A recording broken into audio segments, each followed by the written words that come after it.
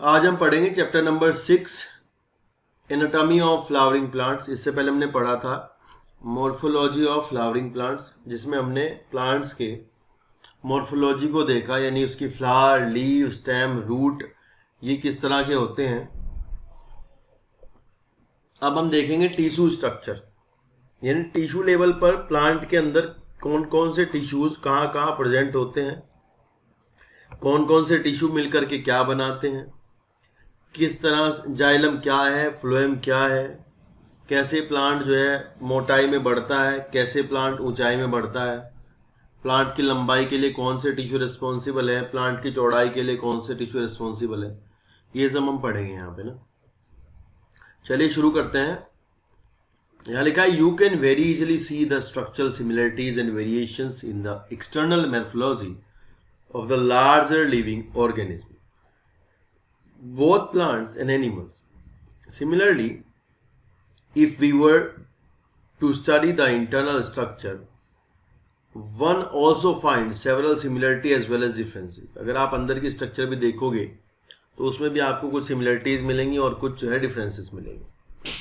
लिखा है this chapter introduced you to the internal structure and the functional organization of higher plants. Study of internal structure of plant is called anatomy. तो अगर आपसे anatomy का एक number में सवाल पूछा जाए कि व्हाट इज एनाटॉमी, तो आप ये लिख देना कि भाई इंटरनल स्ट्रक्चर की स्टडी को हम क्या कहते हैं, एनाटॉमी कहते हैं। ठीक है, वो प्लांट की हो, एनिमल की हो, किसी की भी हो, कही जाएगी वो एनाटॉमी। नेक्स्ट है plants have cells as the basic unit. Cells are organized into tissues and in turn the tissues are organized into organs. Cell होती है, सेल से टिश्यू बनते हैं, टिश्यू से ऑर्गन्स बनते हैं, ऑर्गन से ऑर्गन सिस्टम्स बनते हैं, इंडिविजुअल बनता है। And different organ in A plant show differences in their internal structure with in angiosperms. अगर आप केवल एंजियोस्पर्म्स में देखें, मोनोकोट और डाइकोट, एनाटॉमिकली दोनों अलग अलग होते हैं। मोनोकोट जो होते हैं वो डाइकोट से डिफरेंट होते हैं, अगर आप केवल यही नोट करें इसी में ही। Internal structure also show adaptation to diverse environment, और ये आपको ये भी दिखाती हैं कि जो आपका प्लांट है, पौधा जो है आपका, वो वेरियस एनवायरनमेंट में अडेप्ट होने के लिए अपने अंदर क्या क्या चेंजेस करता है, अपने टिश्यूज़ में क्या क्या चेंजेस करता है। तो शुरू होता है हमारा यहाँ से द टिश्यूज़। टिश्यू क्या है? देखिए, टिश्यू जो होता है वो ऐसा ग्रुप ऑफ सेल है, ऐसा ग्रुप ऑफ सेल्स होता है जो कि आपकी एक जगह से ओरिजिनेट होती है, यानी कि टिश्यू की जो सेल्स होती है वो आपकी एक ही पॉइंट से ओरिजिनेट हो करके एक ही तरह का फंक्शन करती हैं। यानी अगर सपोज करो टिश्यू यहाँ से ओरिजिनेट हुआ, ये सेल थी और इससे मास ऑफ सेल बनता है, तो इस मास ऑफ सेल में प्रॉपर्टी जो होगी वो सारी सेल सिमिलर फंक्शन करेंगी और ये ओरिजिनेट भी एक ही जगह से होती हैं। ये टिश्यू की डेफिनेशन है, ठीक है ना। टिश्यू का कॉमन ओरिजिन होता है and they are performing the similar function, एक फंक्शन परफॉर्म करते होते हैं। ठीक है। नेक्स्ट लिखा है कि plant is made up of different kind of tissues and tissues are classified into two main groups, namely meristematic and permanent. देखिए, मेरिस्टेमेटिक टिश्यूज वो होते हैं जो आपके डिवाइड करते हैं, परमानेंट टिश्यू वो होते हैं जो आपके डिवाइड नहीं करते, यानी जिनमें की डिवीजन की कैपेबिलिटी लूज हो जाती है। यहाँ ध्यान से लिखो क्या पढ़ा है, एक बार देखो। यहाँ लिखा है कि based on whether the cell being formed are capable of dividing और नॉट। अब जो डिवाइड कर सकती हैं दे आर मेरिस्टेमेटिक, और जो डिवाइड नहीं कर सकती हैं they are permanent. Some time your permanent cell will act as a meristematic cell. बाद में ऐसा होता है कभी कभी परमानेंट सेल मेरिस्टेमेटिक हो जाता है। यहाँ लिखा है मेरिस्टेमेटिक टिश्यू अगला हेडिंग आपका है, यानी कि पहले डिवीजन जो टिश्यू करते हैं उनकी बात करेंगे, डिवाइडिंग टिश्यूज की। लिखा है growth in plant is largely restricted to specialised regions of active cell division. ध्यान से पढ़ना, लिखा है growth is restricted to specialised regions of active cell division called as meristems. उनको कहते हैं मेरिस्टेम्स, यानी मेरिस्टेम्स वो रीजन होते हैं जहाँ की टिश्यू सेल डिवाइड करती हैं लगातार। And plant have different kind of meristems, plant में अलग अलग तरह के मेरिस्टेम्स होते हैं। And the meristems which occur at the tip of the root and the shoot and produce primary tissue are called apical meristem. यानी जो meristem आपके शूट की टिप पर या रूट की टिप पर होते हैं उनको हम क्या कहते हैं? एपिकल मेरिस्टेम्स कहते हैं। ठीक है, तो यहाँ दो तरह के एपिकल मेरिस्टेम्स होते हैं, एक आपका शूट एपिकल मेरिस्टेम, एक आपका रूट एपिकल मेरिस्टेम। ठीक है, तो थोड़ा सा आप ज़रा सा समझ लीजिए, फिर उसके बाद हम देखते हैं। यहाँ लिखा है कि देखिए, आप ऐसे समझने की कोशिश कीजिएगा कि यहाँ पर एक डायग्राम बना लेते हैं।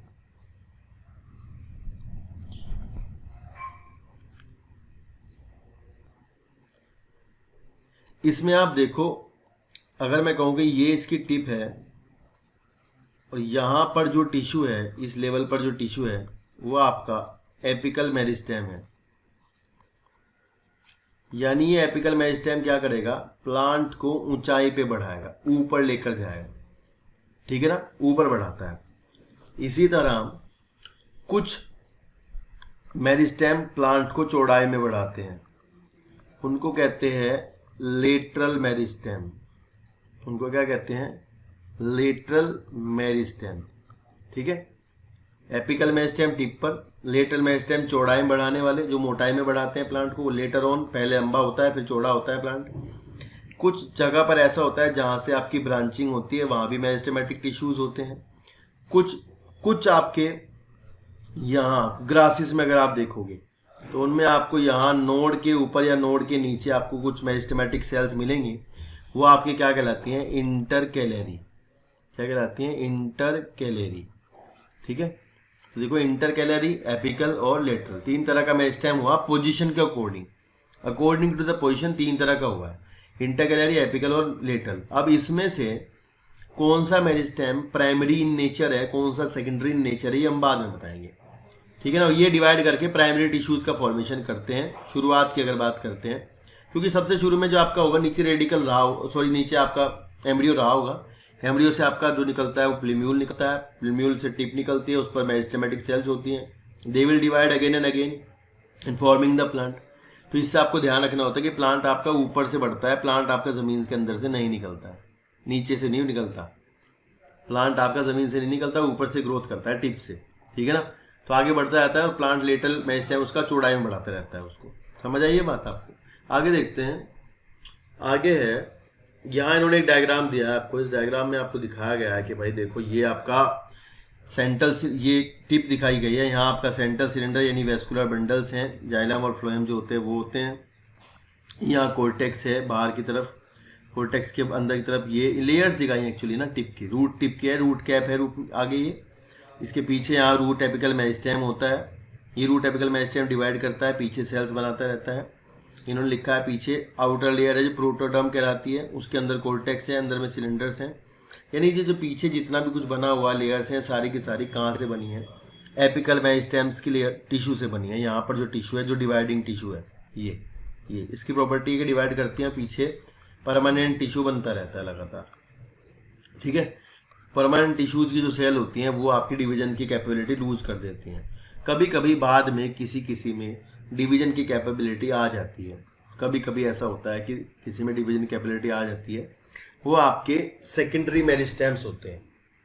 प्राइमरी मेरिस्टेम्स तो आपके वो होते हैं जो शुरुआत से ही प्लांट के अंदर प्रेजेंट हो। प्राइमरी मेरिस्टेम आपका वो जो शुरू से ही प्लांट में अंदर प्रेजेंट होता है, जबकि सेकेंडरी मेरिस्टेम आपका वो जो कि बाद में, कभी बाद में ऐसा हो कि आपका जो टिश्यू, परमानेंट टिश्यू जो है आपका, उसमें डिवीजन की कैपेबिलिटी आ जाए, तो उसको हम कहते हैं वो सेकेंडरी मेरिस्टेम होता है। और सेकेंडरी मेरिस्टेम्स प्लांट को चौड़ाई में बढ़ाने का काम करते हैं, मोटाई में बढ़ाने का काम करते हैं। ठीक है, आगे देखिए, इधर इन्होंने शूट का टिप दिखाया। देखो शूट के टिप पर एक खास बात होगी, शूट के टिप पर लीफ प्राइमोर्डिया होंगी। Leaf primordia means to say that, क्योंकि वहाँ लीफ निकलेंगी। और ये शूट एपिकल मेरिस्टेम या मेरिस्टेमेटिक टिश्यू है, यहाँ पर वो डिवाइड करता है। शूट आपका जब ऊपर बढ़ेगा, मान लो शूट आपका यहाँ से बढ़ता जा रहा है, इस तरह से टिप आपकी प्लांट की ये बढ़ती गई है आगे। ठीक है ना, ठीक है, तो इसमें यहाँ पर मान लो यहाँ जैसे जैसे जहाँ जहाँ नोड्स होती हैं, सपोज करो आगे प्लांट आपका आगे बढ़ता जा रहा है, तो इसमें जहाँ जहाँ भी नोड्स होगी, मान लो ये यहाँ पर ऐसा है, यहाँ नोड है, तो नोड तो बनेगी ना स्टेम्स में, नोड बनती भी जाएंगे, नोड बनते जाएंगे, तो यहाँ एक्सिलरी बर्ड्स भी बनती जाएंगी। ये एक्सिलरी बर्ड्स, जहाँ जहाँ ये लीव्स होंगी, लीव्स के एंगल पे क्या होंगी, एक्सिलरी बर्ड होंगी, यहाँ पर इस तरह से। तो ये फॉर्म होती जाएंगी एक्सिलरी बर्ड्स। बाद में एक्सिलरी बर्ड आपकी ब्रांचिंग करने में काम आएंगी, ब्रांच करने में काम आएंगी, ब्रांचिंग फॉर्म करने में काम आती है।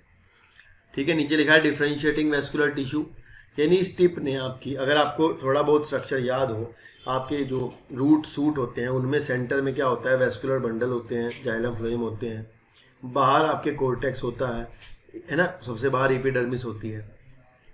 तो बाहर की तरफ जो बनेगी वो एपिडर्मिस बनेगी, बीच में कोर्टेक्स बनेगा, अंदर वेस्कुलर सेंटर बनेगा।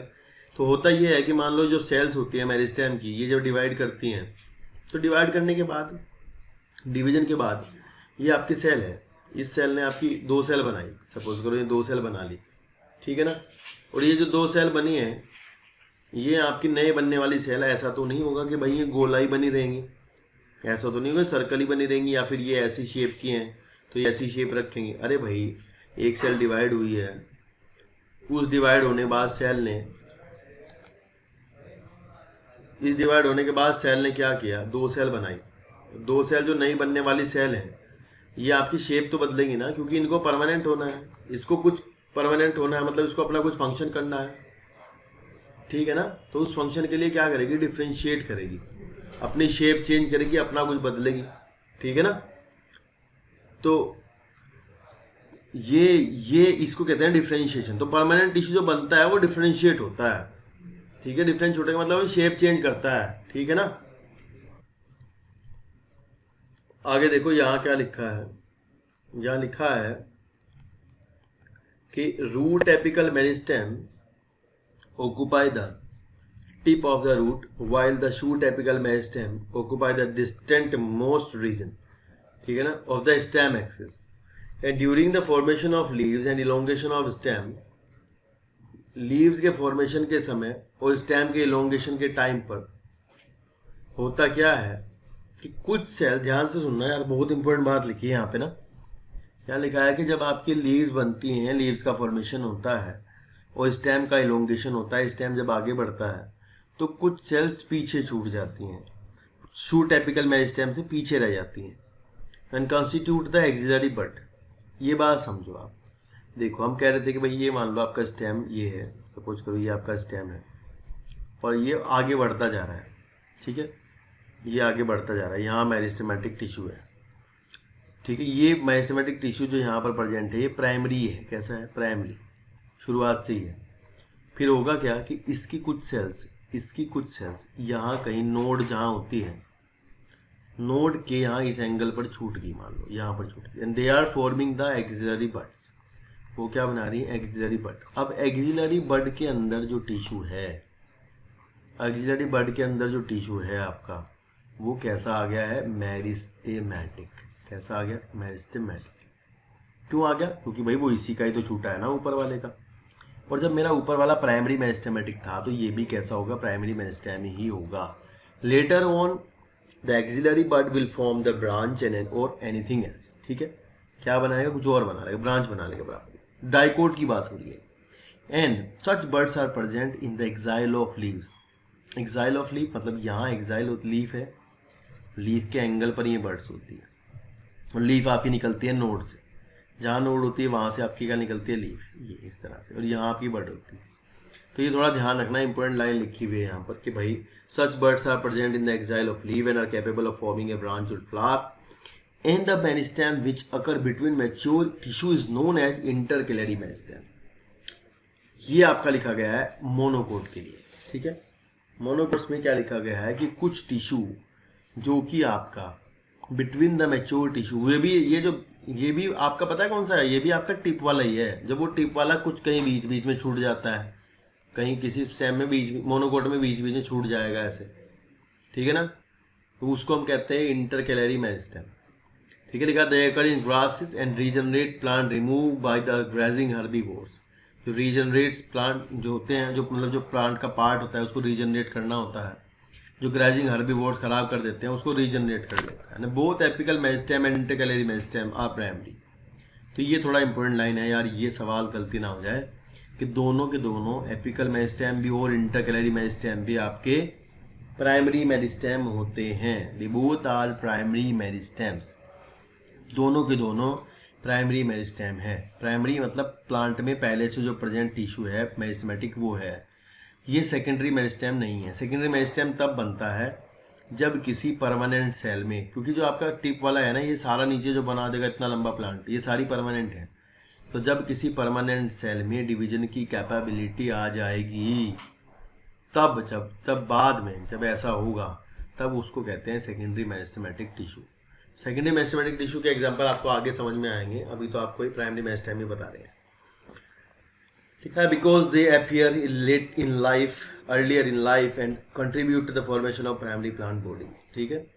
नेक्स्ट लिखा है the meristem that occur in the mature regions of root and shoot of many plant, particularly those that produce woody axis। ध्यान से समझना, वो मेरिस्टेम जो आपका मैच्योरिटी के बाद, अभी मैच्योरिटी के बाद तो सारा टिश्यू परमानेंट ही है ना, मैच्योरिटी के बाद जितना भी टिश्यू है वो सारा का सारा परमानेंट है।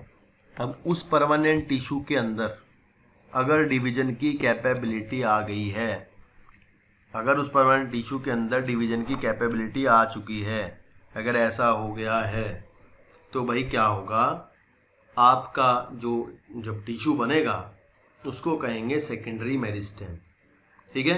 प्राइमरी में ध्यान रखना, परमानेंट में डिवीजन की कैपेबिलिटी आ जाने से जो टिश्यू बनता है दैट इज सेकेंडरी मेरिस्टेम। लिखा है and shoot of many plant particularly those that produce woody axis and appear later than primary meristem is called the secondary or little meristem. They are cylindrical meristems, fascicular, vascular। Example याद रखना, cylindrical meristem आपको समझाऊंगा क्या होता है, आगे आएगा। cylindrical मतलब गोलाई में होते हैं, ठीक है, गोलाई में होंगे तभी प्लांट चौड़ा होता है, लंबाई मोटाई में बढ़ता है। इनके एग्जाम्पल हैं fascicular, vascular cambium, interfascicular cambium, inter है इंट्रा नहीं है, आगे ध्यान रखना, and cork cambium and example of lateral meristems. ये किसके एग्जाम्पल है, लेटरल के। लेटरल मतलब जो चौड़ाई में बढ़ाता है, ठीक है ना। देखो ध्यान से लिखा, क्या लिखा है, फैसिक, ये आप ये ना समझना कि ये सेकेंडरी के एग्जाम्पल है। देखो लिखा है क्या, दे आर सेकेंडरी और लेटरल। हमेशा ही सारा जो है वेस्कुलर कैम्बियम वो आपका सेकेंडरी नहीं होता, इंटर होता है, इंट्रा वाला नहीं होता, ये हम आगे बताएंगे, ठीक है। These are responsible for producing the secondary tissue. Secondary tissue मतलब ये कह रहे हैं कि जाइलम और फ्लोएम बनाने के काम आता है, क्योंकि प्लांट जब मोटाई में बढ़ता है तो सेकेंडरी टिश्यूज बनते हैं और वो प्लांट को चौड़ाई में बढ़ाएंगे। वो कुछ भी होते हैं, xylem, phloem, secondary phloem, cork, इस तरह के टिश्यूज होते हैं, सेकेंडरी कोर्टेक्स, ठीक है। नेक्स्ट है following division of cell in both primary as well as secondary meristem the newly form cell become structurally and functionally specialised and lose the ability to divide, ठीक है ना। शुरुआत में लिखा है कि भाई जो सारी सेल्स बनती हैं, प्राइमरी हो चाहे सेकेंडरी मेरिस्टेम हो, सबकी जिनसे जो नई सेल बनती हैं वो आपकी डिवाइड करने की कैपेबिलिटी खो देती है, and such termed as permanent cell और मैच्योर सेल्स। उन सेल्स को हम क्या कहते हैं, परमानेंट और मैच्योर सेल्स कहते हैं, and constitute the permanent tissues, और वो क्या करती हैं, परमानेंट टिश्यू कॉन्स्टिट्यूट करती हैं। And during the formation of the primary plant body specific region of the apical meristem produce dermal tissue, ground tissue and vascular tissue. ये कह रहे हैं कि कुछ विशेष प्रकार के स्पेशल रीजन्स होते हैं जो कि आपके डर्मल टिश्यू यानी जो बाहर वाला टिश्यू होता है, आउटर वाला, उसको बनाते हैं। ग्राउंड टिश्यू यानी जो कोर्टेक्स का पार्ट है उसको बनाते हैं। वेस्कुलर टिश्यू जो आपका जाइलम फ्लोएम वाला पार्ट है उसको बनाते हैं। मतलब टिप पर ही जो एपिकल मेरिस्टेम है उसी पर ही, एपिकल मेरिस्टेम के ऊपर ही, एपिकल मेरिस्टेम में ही कुछ स्पेशल रीजन्स हैं। ये आपका मेरिस्टेम है, लाइक इसमें मान लो अगर हम बना दें कि ये 3 रीजन है, इस तरह से ये रीजन आउटर बनाता है, ये रीजन बीच वाला बनाता है, ये वाला इनर बनाता है। तो ये थ्योरी है एक जो आपको यहाँ नहीं बताई गई है, ठीक है। आउटर लेयर इसकी क्या कहलाती है, डर्मेटोजन, बीच वाली कहलाती है पेरीब्लेम, अंदर वाली कहलाती है प्लीरोम, ठीक है ना। तो 3 लेयर हैं, डर्मेटोजन, पेरीब्लेम और प्लीरोम। तो ये 3 रीजन इन्होंने बताया नहीं, बस इन्होंने लिख दिया dermal tissue, ground tissue, vascular tissue, ठीक है। चलिए नेक्स्ट देखते हैं, नेक्स्ट पेज पर क्या है भाई। नेक्स्ट है, सबसे पहले आपको पढ़ाया गया जो परमानेंट टिश्यू। इन परमानेंट टिश्यू आपको पता है जो 2 तरह के होते हैं, 9th क्लास में आपकी ये था थोड़ा सा ना, सिंपल टिश्यू और complex tissue. And the cells of the permanent tissue do not generally divide further. Permanent tissue having all cells similar in structure function called simple tissues. Permanent tissue having many different type of cell called complex tissues. अगर आपके permanent tissue में कई तरह की cells हों और they are performing the similar function, they are called as the complex tissues. इसके आप पहले सबसे पहले सिंपल टिश्यूज को देखेंगे आज। सिंपल टिश्यू में सबसे पहले होता है पैरेन्काइमा, फिर होता है कोलेनकाइमा, फिर होता है स्क्लेरेन्काइमा। तो भाई पहले पैरेन्काइमा की प्रॉपर्टीज देख लेते हैं, पैरेन्काइमा क्या है। यहाँ लिखा है कि the simple tissue is made of only one type of cell and the various simple tissue in plant are parenchyma, collenchyma, sclerenchyma. Parenchyma आपका जो होता है वो सबसे जो है ज़्यादा पार्ट होता है, वो लिविंग होता है। उसकी सेल जो है जनरली आइसोडायमेट्रिक टाइप की होती हैं और वो स्पेरिकल, ओवल, राउंड, पॉलीगोनल किसी भी शेप का हो सकता है। इनकी खास बात होती है कि इनकी जो दीवारें होती हैं वो थिन होती हैं as compare to other cells, पतली होती हैं और सेलुलोज की बनी होती हैं। ठीक है, क्लोजली पैक होती हैं या फिर इनके बीच में स्पेसेस मिलते हैं। ज़्यादातर इनके बीच में इंटरसेलुलर स्पेसेस देखने को मिलते हैं, जैसे कि डायग्राम में आपको दिख रहे हैं बीच में ये। ठीक है, पैरेन्काइमा में मिलते हैं ऐसा स्पेसेस।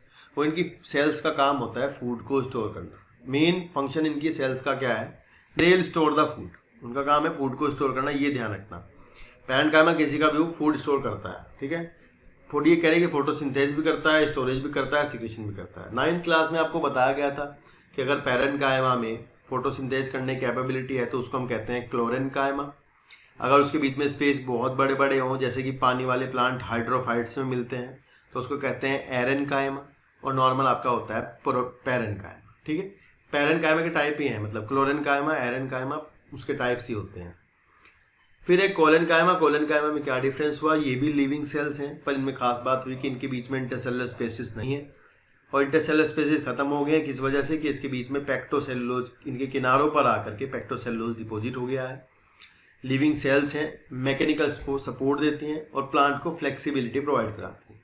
जहाँ फ्लेक्सिबिलिटी इशू होता है वो कौन है, कोलेनकाइमा सपोर्ट करते हैं। ऐसा आपको जो डाइकोट प्लांट्स हैं उनमें just below the epidermis, hypodermis की लेयर में देखने को मिलेगा। इन्होंने लिखा है the collenchyma occur in layer below the epidermis in most of dicot plant. मतलब मोस्ट ऑफ डाइकोट प्लांट्स में एपिडर्मिस के नीचे की लेयर कोलेनकाइमा की बनी होती है। इस बात को ध्यान रखेंगे आप।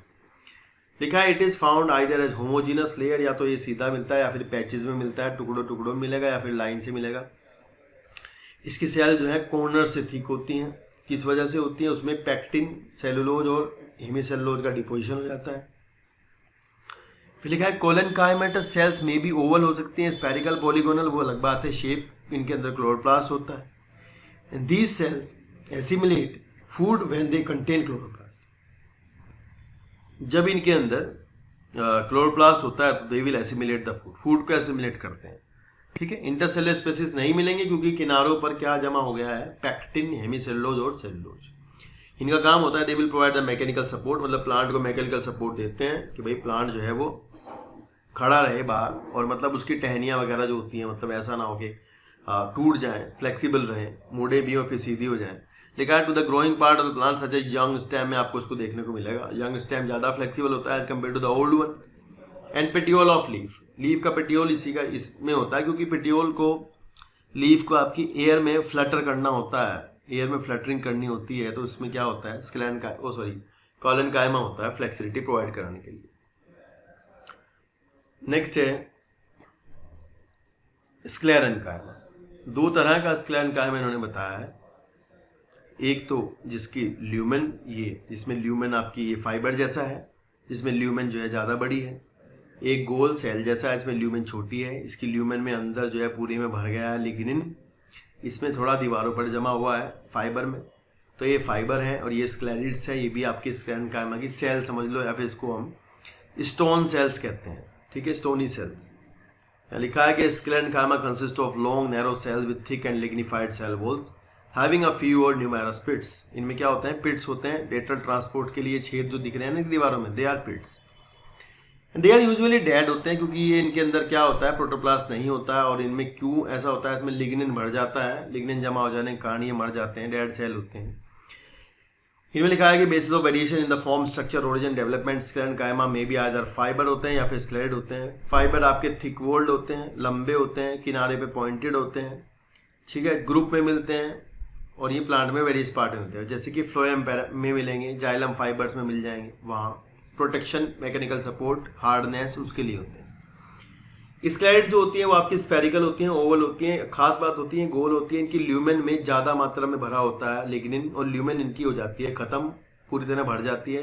ल्यूमेन फाइबर की ज़्यादा बड़ी होती है क्योंकि फाइबर जो है ट्रांसपोर्ट में भी काम आ जाते हैं कई बार कुछ।